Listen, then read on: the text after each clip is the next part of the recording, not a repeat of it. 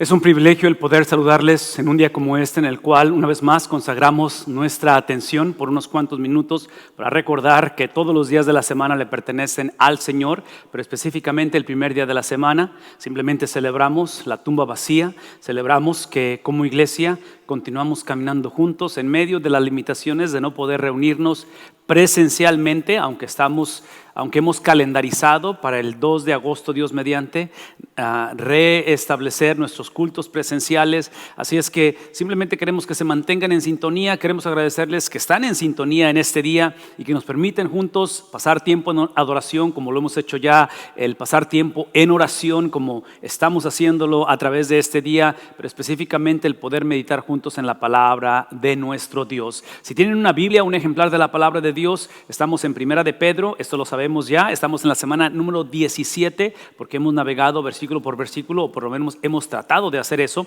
de tal manera que en este día estamos al final del capítulo 3, y cuando les invito a que abran la Biblia, es un tema que para nosotros es de extrema relevancia, el pensar en la palabra de Dios, porque una de las características de vivir en un mundo, en una generación, en una época en que la incertidumbre se convierte en el pan nuestro de cada día, en que muchas de las veces al parecer estamos creciendo un cierto tipo de callo, un cierto tipo de que estamos perdiendo la sensibilidad de cosas que nos sorprendan. Y menciono eso porque esta semana precisamente hemos regresado aquí en el sur de Texas, en la frontera de Texas, donde hemos regresado a estar en casa. Se nos ha pedido que estemos en casa por el incremento del contagio de este virus, por las situaciones que estamos viviendo. En fin, toda esa cuestión que parece ser hasta cierta manera, otra vez, un ritmo de vida donde incertidumbre, inseguridad, no podemos hacer planes a largo plazo. Para mí en lo personal es la oportunidad de regresar a lo que es inmovible. Al parecer la vida parece ser completamente incierta y lo es, pero lo que es cierto, lo que es inmovible es precisamente la palabra del Señor. Y cuando hablo de la palabra del Señor, estoy hablando que la palabra del Señor no es lo que nosotros pensamos de la palabra del Señor, es lo que Dios piensa de lo que Dios dijo a través de sus autores. Y cuando hablamos de Primera de Pedro, es precisamente Primera de Pedro, o es Pedro como el discípulo de Cristo, que consideramos que es el autor, sabemos que es el autor, y él a través de la inspiración del Espíritu de Dios, él comparte algo que es inmovible, que sigue siendo verdad a través de 2000 años y seguirá siendo verdad siempre porque es la palabra de Dios. Todo esto es importante porque la perspectiva de Pedro, tratando de filtrar o de tal vez contextualizar esa perspectiva, la manera en que Pedro veía la vida en una audiencia que había un poquito de disyuntiva. La disyuntiva es esta, que creo que es muy similar a la de nosotros, es de que hasta cierta manera la iglesia, la gente, la generación creía o querían creer en Jesús. El problema, que es el problema de nosotros, querían creer en un Jesús que atendiera sus necesidades apremiantes en ese momento. Y es obvio que Él como Padre Celestial se goza en suplir nuestras necesidades, pero Él tiene un plan redentor que se estableció desde el principio de la creación y antes de la fundación del mundo en cómo Él iba a llevar a cabo este plan redentor. Por lo tanto, hace 2000 años, en medio de lo que está pasando en la iglesia, y recordamos que la palabra dice que Pedro está hablando a las iglesias de la dispersación, es que esas iglesias veían la vida, Pedro inclusive veía la vida a través de dos eras. La era presente, que era la era de maldad, de injusticia, de problemas, de tragedias, de persecución, en fin, todo lo que estaban viendo ellos, lo que estamos viendo nosotros hoy en día con un montón de dificultades. Eventualmente vendría el Mesías, dividiría la era y empezaba la era de justicia. El problema con eso es que ellos, en esta manera de ver la vida, anticipaban o asumían que la venida del Mesías para ellos, sin saberlo hasta cierta manera, era lo que nosotros llamamos la segunda venida de Cristo. Porque en la segunda venida de Cristo, Él viene como el león de Judá, no como el Cordero Santo de Dios. Él viene como el juez, no como aquel que viene a perdonar pecados. Entonces, ahora que sabemos que son dos las venidas, no solamente es que Él ha venido y ha dividido las eras, pero las ha empalmado. Las ha empalmado porque en medio de esa generación, hablando de Pedro, de la iglesia, en medio de esa generación que ya somos salvos, es que en medio de su salvación, esa generación nosotros no hemos sido transformados a su imagen. En medio medio de una generación en la cual eventualmente creemos y hemos escuchado de Jesús. Ellos lo escucharon, donde Él dice: el reino de los cielos está en ustedes, ya está aquí. Están viviendo todavía en una generación, estamos viviendo en una generación donde el príncipe del aire sigue siendo Satanás. En fin, esta tensión o esta estira y afloja que es parte de la vida en que estamos viviendo, ellos lo estaban viviendo. Pedro les recuerda a ellos, y esto es importante recordarlo esta mañana, es de que lo físico, lo que contemplamos con nuestros sentidos, no es supremo o no es el final de la historia. Y en este caso hablamos de lo físico porque es el sufrimiento. Entonces, cuando ustedes leen conmigo el versículo 13, que él habla, dice: y a ustedes, ¿quién les va a hacer daño? Está implicando no tanto de que se van a hacer inmunes o que van a estar exentos de que sean lastimados o que sean dañados. Él simplemente está recordándoles que el daño que están experimentando o van a experimentar no es la última palabra. Para mí, en lo personal, esto tuvo una expresión muy real en estos últimos días, porque muchos de ustedes saben, y si no lo saben se los comparto ahora, pero nuestra hermana María Guerrero, miembro de nuestra iglesia, amada hermana de nosotros, ahora está con Cristo. Ella falleció en esta semana, y dentro de su fallecimiento ella tiene una operación quirúrgica esa tarde, y antes de la operación tuve el privilegio de hablar con ella por teléfono. Y en esa conversación fue el recordar de que aun cuando su cuerpo, porque su cuerpo estaba dañado, porque su cuerpo tenía complicaciones físicas, es para mí el recordar de que la muerte física no implica el que la persona cesa de existir, deja de existir. Es simplemente que hay una separación entre el espíritu y el cuerpo, pero en otras palabras, este cuerpo eventualmente va obviamente a la sepultura, regresa al polvo de donde viene, pero en la esperanza con Cristo en su segunda venida es que recibiremos un cuerpo glorificado, un nuevo cuerpo. Todo eso lo menciono porque cuando él está hablando acerca de que quién les va a hacer daño, una vez más, no está prometiendo que no van a ser lastimados, dañados, y en el caso de mi hermana María, eventualmente fallecer, que es la historia de todos, eventualmente vamos a fallecer. Pero dice ahí: si ustedes se esfuerzan por hacer el bien, en medio de ser dañados o lastimados, se esfuerzan por hacer el bien. Entonces, el punto para mí es este, y aquí es donde quiero que pensemos en lo que, en la importancia de ver la vida a través de la perspectiva de la Biblia, no a través de nuestra perspectiva. Porque el punto de Pedro es que está instando, está llevando, está hasta cierta manera corrigiendo a la iglesia, diciendo: dejen de temer, porque yo sé que están temiendo que se les haga daño. La situación es real, y hoy en día una característica de nuestra generación en medio de lo que estamos viviendo es precisamente el temor que tenemos.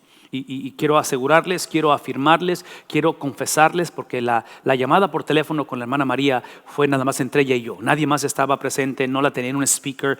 Recuerdo que había enfermeros ahí, porque literalmente eran momentos antes de entrar al quirófano, y sé que ellos escucharon mucho de lo que estuvimos hablando ella y yo, pero una característica de escucharla a ella es que ella me hablaba de no temer lo que estaba viviendo, de que no había temor en ella. Entonces Pedro está diciendo: dejen de temer, la iglesia, nosotros, dejen de temer. Y la razón es por esta, porque aparentemente es cuando nos esforzamos por hacer el bien. Cuando hablamos acerca del bien en medio de, otra vez, de daño, en medio de temores, en medio de situaciones difíciles, es que el hacer el bien no implica que si yo hago lo correcto o yo hago el bien, me va a ayudar a exentarme o a hacerme inmune de temor. Es simplemente recordar que el hacer el bien es lo que expresa la bendición. ¿Por qué? Porque la bendición no es tanto de que en este caso mi hermana María o tú o yo eventualmente evadamos el sufrimiento. Ella estaba sufriendo y la muerte es sufrimiento. La familia, los hijos, la iglesia se duele y estamos sufriendo.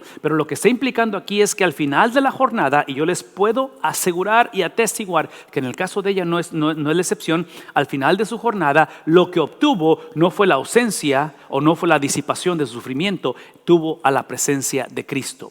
El recordarnos aquí cuando hablamos de la bendición en medio de la dificultad, Filipenses 4:13, todo lo puedo en Cristo que me fortalece. Muchas de las veces hacemos el énfasis en todo lo que podemos hacer en el nombre de Cristo. El énfasis no está en lo que podemos hacer. El énfasis está en la cuestión de que Él nos fortalece aun cuando como seres humanos eventualmente podemos ser dañados. Aun cuando como seres humanos eventualmente menguamos en nuestra fe y empezamos a temer en lo que nos pueda pasar o en lo que nos ha pasado. La bendición, como dice el Salmo 23, Jehová es mi pastor y aun cuando sea Él el que me lleve por sombra de valle de muerte, dice la palabra de Dios, no temeré mal alguno. ¿Por qué? Porque tú estarás, sí, una vez más, la bendición es que al final de la jornada, la bendición de la oración, la bendición de este tiempo que invertimos juntos, no es simplemente más conocimiento de la Biblia, lo cual es importante, no es simplemente porque es domingo y hay que adorar a Dios, es importante, pero es porque al final obtenemos la presencia de Dios. Es ahí donde Él les insta a ver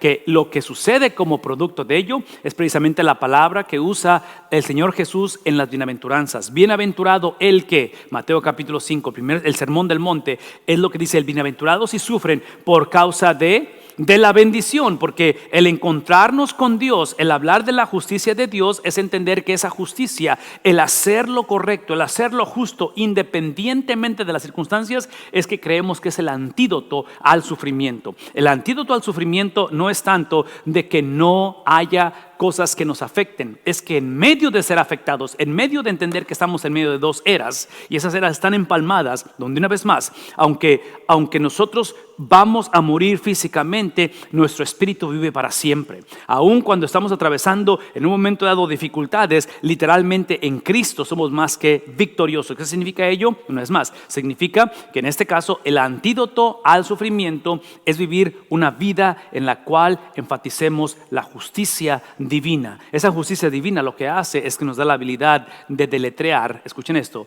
deletrear la palabra audaz, de que para nosotros en medio del sufrimiento es entender que ahora tenemos esa habilidad en la cual está describiendo él en este pasaje, donde dice: dichosos aquellos que sufren y lo hacen por causa de su audacia, de que no menguan aún en momentos en los cuales se ven cuestionables, aun cuando aparentemente la maldad y en este caso podemos usar el término del impío que está progresando, y vemos a la iglesia, vemos al cristiano, vemos al fiel que empieza a sufrir, o eventualmente en el caso de la iglesia hace 2000 años van a ser perseguidos, abusados, van a ser violados sus derechos, van a ser despojados de lo que ellos tienen. Eventualmente alguien como el escritor, como Pedro, va a ser crucificado. En fin, cuando vemos esta situación que se ve injusta, somos y tenemos la libertad y la habilidad de poder actuar en justicia, de tal manera que Él les llama y les dice: es ahí donde les pido que no teman o dejen de temer lo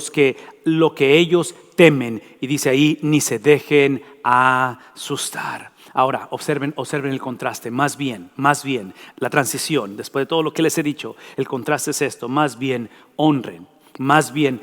La palabra honrar es el concepto de consagrar, es el concepto de apartar. Aparten, consagren en su corazón. ¿A quién? A Cristo. ¿Cómo? En dos palabras, observen, independientemente de lo que está sucediendo, independientemente, en el caso de mi hermana María, está literalmente tendida en su cama, está rodeada por enfermeros, por doctores, para entrar a ser intervenida a través de una cirugía. En fin, todo lo que está sucediendo, la situación se puede ver caótica, siente que está sofocando nuestra vida. En medio de todo eso, dice él: esto es lo que espero que hagan, este es el mandato, esta es la bendición del cristiano. No es tanto que vamos a ser exentos de ser sofocados, exentos de experimentar una última llamada por teléfono, exentos en un momento dado. Eso no es lo que está diciendo. Lo que está diciendo es que la bendición es que vamos a tener la oportunidad de, así como Cristo nos apartó o nos honró, Cristo nos separó. Eso significa ser santo, ser apartado. Cristo nos separó para Él. Ahora dice Pedro: usted intenta hacer lo mismo, apartarlo a Cristo en el corazón para ustedes. De tal manera que ese apartar es recordar, Ese separar para él es entender que aquí es cuando el sufrimiento no se disipa. Pero para el cristiano el sufrimiento se convierte en el vehículo o en la plataforma donde podemos caminar hacia, no necesariamente la ausencia del sufrimiento, no necesariamente evadir el sufrimiento, pero nos movemos hacia ¿qué? Una intimidad de ser apartado. Es el concepto de exclusividad, es el concepto de Romanos capítulo 8, ¿recuerdan? ¿Qué nos separará del amor de Dios? Absolutamente nada. Nada nos separará del amor de Dios. Entonces, el concepto que él está poniendo aquí, recordarnos acerca de ese honren o de ese apartar, ese consagrar a Cristo para ti, es para que estén siempre preparados. ¿Para qué? No para evitar el sufrimiento, no para presentar respuestas fáciles y fórmulas de cómo salir adelante de esto. Y no estoy en contra de que salgamos adelante, pero será posible que el salir adelante, el salir victoriosos, el caminar fiel hasta la muerte y recibir la corona de justicia es precisamente esa vida de intimidad con Cristo, independientemente qué sucede. ¿Cómo se manifiesta? Se manifiesta en momentos como esos donde dice el apóstol Pedro, estén siempre preparados, independientemente qué incierta se ve la situación, independientemente cómo se sientan abrumados, independientemente qué contexto estén siempre preparados para responder. La palabra responder es el concepto de literalmente dar una defensa en una corte, en un juicio que está llevando a cabo, y hay que dar una defensa, hay que presentar. ¿Qué presentamos? Observen lo que hay que presentar. Presentamos, dice, responder a todo tiempo al que les pida razón de qué cosa, de por qué es que ustedes están apartando a Cristo para ustedes, por qué es que ustedes no se han atemorizado, por qué es que ustedes por qué es que ustedes mantienen esa perspectiva que al final de la jornada la bendición no es la ausencia de una cirugía, la bendición no es la llegada de una vacuna, la bendición no es la llegada de o restaurar la economía del país. Nada de eso es malo y oramos para que suceda, pero la bendición al final, una vez más lo voy a decir, no es tanto que todo lo puedo en Cristo. La bendición es que Él me fortalece aún cuando hay cosas que no puedo hacer, aún cuando parece Satanás tener control de la situación. Es ahí donde eventualmente, porque ese es el testimonio del cristiano, tenemos que dar respuesta cuando se nos pregunta por qué ustedes, la palabra esperanza es la palabra certeza. ¿Por qué es que te mueves con cierta certeza cuando todo parece ser incierto? ¿Cómo es que te mueves con esa seguridad cuando todo está desmoronándose? ¿Cómo le haces para encontrar en ti? Esa es lo que la gente nos va a preguntar. ¿Cómo es que le haces para encontrar en ti ese sentido de paz cuando literalmente todo está perdido o se ve por lo menos perdido? Es ahí donde simplemente él dice, es una esperanza que ya habita, que existe en ustedes. Mi oración en un día como este es como pastor, sueño, como padre, sueño, como esposo, sueño, como hijo, sueño. Llegar a ser la persona que cuando tenga que hablar con alguien, con la manera en que hablé con la hermana María al final de la jornada, cuando alguien hable conmigo al final de mi jornada, que pueda ser yo encontrado en esa vida de intimidad con Cristo, donde honré, donde separé, aparté a Cristo para mí, donde las palabras de Pablo, que ni lo alto ni lo profundo, ni lo presente ni lo porvenir nos separará, y donde literalmente a través de mis años, los que el Señor me conceda vivir, lo que el Señor le conceda a mis hijos vivir, a mi esposa vivir, que seamos la generación que nos caracterice, que siempre estuvimos listos para dar una respuesta, para dar una defensa de la esperanza en la cual basamos nuestra vida. La esperanza de la que estamos hablando es regresar a la conversación de las eras, porque en medio de esta tensión no resuelta, en medio de esta estira y afloja, es que el cristiano, y el caso de mi hermana María, hablando por teléfono, la última conversación, habló con una certeza de que aun cuando ahorita es literalmente esta experiencia de su muerte de ella, la muerte eventualmente tuya y mía y de todos los santos que han muerto en Cristo, es literalmente lo que pasó en Génesis capítulo 3 versículo 15. En Génesis 3:15 es la experiencia de la promesa mesiánica, donde ciertamente la simiente de la mujer, que es Cristo, iba eventualmente a aplastar la cabeza de la serpiente, pero el preámbulo era la serpiente hiriendo el calcañar de la simiente. ¿Qué es el punto aquí? De que la muerte del cristiano, Lo que estamos viviendo es Satanás teniendo a través de esa ilustración o esa analogía de una serpiente que está hiriendo, nos está hiriendo y es real. Pero cuando Pablo habla de la esperanza, es la certeza de que ya sucedió. ¿Qué sucedió? Que ya la cabeza de esa serpiente ha sido literalmente aplastada. ¿Qué implica ello? Implica, y otra vez, observen lo que enseña en la palabra de Dios, que háganlo con gentileza y respeto. En otras palabras, la manera en la cual damos esta defensa, la manera en la cual damos este testimonio, y por favor escuchen lo que estoy diciendo, la manera en la cual presentamos el evangelio a través de una vida en la cual no tememos, sino que entendemos que la bendición no es el que se disipe o el que desaparezca el sufrimiento, pero es que al final obtenemos a Cristo. La manera en que lo hacemos con gentileza, lo hacemos con respeto. ¿Qué significa ello? Que es obvio que Pedro es aquel que nos dijo desde un principio, nos enseñó que en el contexto de ciudadanos cristianos con un gobierno que está abusándolos, en el contexto de trabajadores con un patrón que lo está abusando, en el contexto de un cónyuge que su cónyuge en el hogar lo está abusando, es ahí donde hablamos de autoridad, hablamos de unidad, hablamos de sumisión. ¿Recuerdan la conversación? Ciudadano con gobierno, trabajador con patrón y esposa con esposo. Cuando hablamos de esa gentileza, estamos hablando literalmente con una actitud en la cual tengamos la autoridad de que no dependo de circunstancias, tenga yo literalmente esa habilidad de vivir en unidad aun cuando la situación es completamente caótica, y especialmente vivir bajo la sumisión, donde ahora he consagrado, he apartado a Cristo como Él me apartó para Él, ahora yo lo aparto para mí y tengo esa intimidad. Observen lo que dice el apóstol Pedro. Dice el apóstol Pedro, hagan eso, esa es la manera en que lo van a hacer, no solamente lo que van a hacer, pero cómo lo van a hacer, de tal manera que se manifiesta manteniendo, porque aparentemente no estaban manteniendo eso, no estaban perseverando en una conciencia limpia. Este concepto de conciencia limpia no es otra cosa que el producto de apartar a Cristo para mí, de vivir una vida de intimidad con Cristo, no tanto porque Cristo promete sacarme adelante, no porque Cristo es mi sirviente cósmico que me va a arreglar la situación de la pandemia, es simplemente porque al final, en medio de la pandemia, lo que yo voy a reflejar, esto es importante,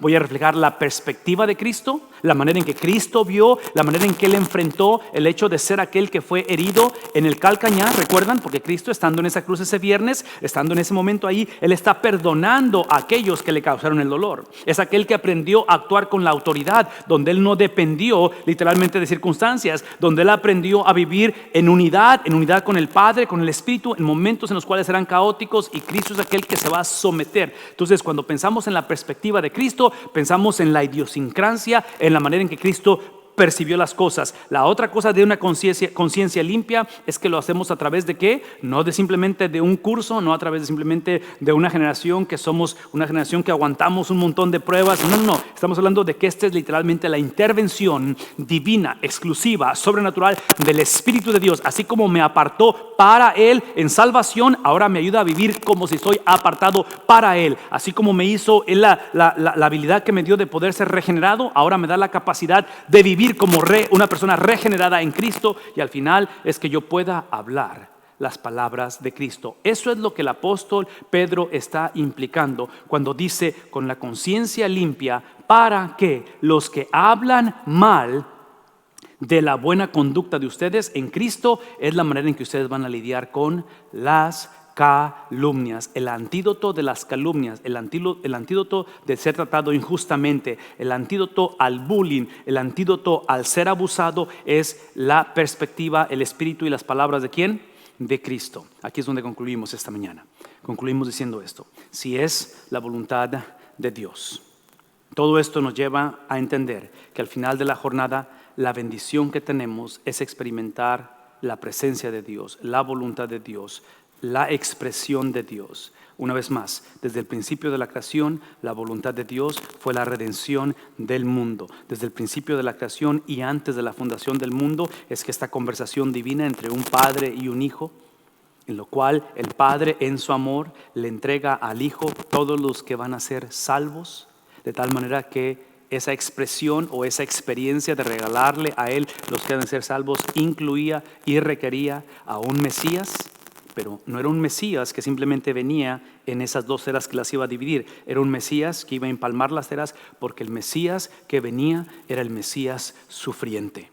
es aquel que eventualmente se hace presente y tiene que ser rechazado. Por lo tanto, cuando hablamos acerca de la voluntad de Dios, y es obvio que el sufrimiento en el caso de Cristo fue su vocación, como hijos de Dios es nuestra vocación. El sufrimiento es el vehículo para retomar la intimidad con Cristo. El sufrimiento es el vehículo, Hebreos 5:8, en el cual somos perfeccionados a la imagen de Cristo Jesús. Y mi invitación en este día es simplemente poder ver la oportunidad de, en lugar de enfatizar mi voluntad, mi perspectiva, mis palabras, mi idiosincrasia, mi sentir, abracemos las palabras, el sentir, la idiosincrasia de Cristo. Ese es el momento en el cual, en medio de todo lo que estamos viviendo, podamos orar abiertamente, decir, no mi voluntad, sino la tuya. ¿Puedes decir eso conmigo este día? Puedes confesar abiertamente y decir, Señor, perdóname porque todo lo que he sabido en medio de pandemia y antes de la pandemia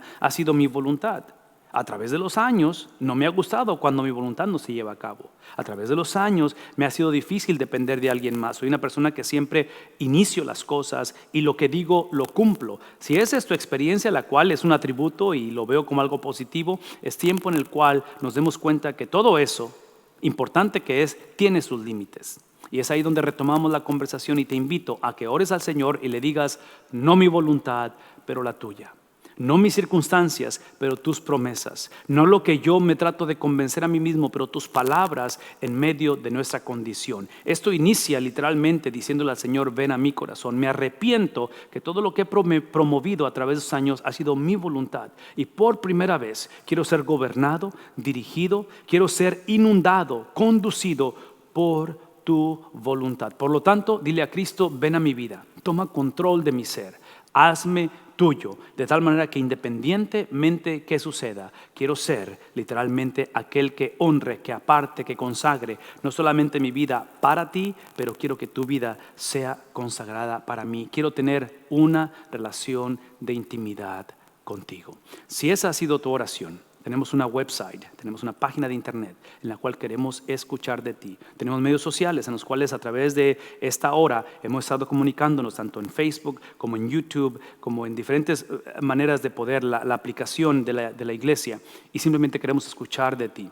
Si estás escuchando este mensaje fuera del domingo, en otro día de la semana, queremos escuchar de ti. Sabemos que comunicación instantánea la tenemos acceso a ello y queremos tomar ventaja de ello. Es una semana en la cual estamos simplemente consagrando nuestras vidas a la voluntad de Dios. Yo quiero invitar a que ores, pienses en lo que viene por delante, en lo que estamos enfrentando y simplemente declarar que la voluntad de Dios siempre se lleva a cabo. Simplemente queremos tener la habilidad de unirnos a ella. Agradecemos de antemano el tiempo que nos dan, la oportunidad de poder compartir la palabra del Señor escrita y la invitación que han hecho en sus corazones a la palabra hecha carne, a Cristo Jesús. Una bendición saludarles, que el Señor les bendiga. Gracias.